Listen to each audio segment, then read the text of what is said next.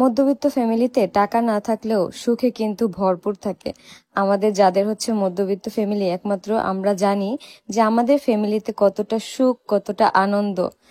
এই যেমন আমার ফ্যামিলিতে আমার বাবার কিন্তু আহামরি কোনো ইনকাম নাই, কিন্তু আমার বাবার যতটুকু ইনকাম আছে আলহামদুলিল্লাহ সেটা দিয়েই হচ্ছে আমরা ভালোভাবে চলতেছি। আর এখন যেহেতু আমি টুকটাক কাজ করতেছি, আলহামদুলিল্লাহ সব মিলিয়ে ঝিলে অনেক ভাল লাগে। এই যে দেখো আমাদের বাসায় আজকে কি কি রান্না হয়েছে। আজকে হচ্ছে ইলিশ মাছ দিয়ে শাপলার তরকারি রান্না হবে, তারপর হচ্ছে মিষ্টি কুমড়া ভাজি। আর এই ডিমটা কি ডিম এটা আমি তোমাদের উপরে ছেড়ে দিলাম, এটা কি মাছের ডিম সেটা তোমরা বলো। সেই মাছের ডিমগুলো আজকে ভুনা করা হয়েছে। এই মাছের ডিমটা আমি অনেক বেশি পছন্দ করি। আম্মু যখনই এই মাছটা আনে ডিম থাকলে আমার জন্য এইভাবে ভুনা করে দেয়।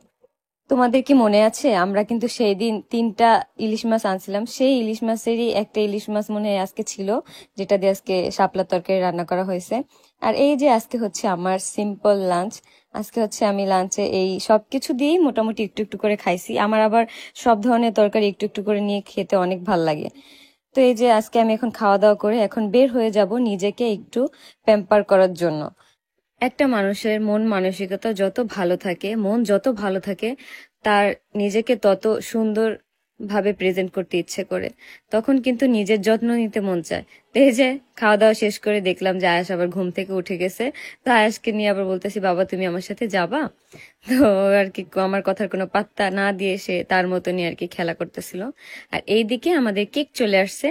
একটা কেক হচ্ছে আমার জন্য, আরেকটা কেক হচ্ছে রিয়ার জন্য, কারণ রিয়ারা হচ্ছে বান্ধবীরা মিলে একটা পিকনিকের মতো আর কি করতে চাইছে, যার জন্য রিয়া একটা কেক আনাইছে। আর আমার জন্য হচ্ছে 300 কের একটা কেক আসছে।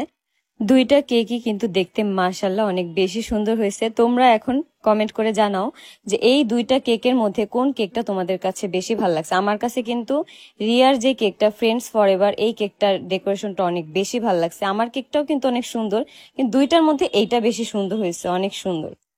এখন আমি চলে যাব আমার গন্তব্যে, মানে হচ্ছে নিজেকে প্যাম্পার করার জন্য। আমি হচ্ছে এখন আপুর বাসায় সার্ভিস নিতে যাব।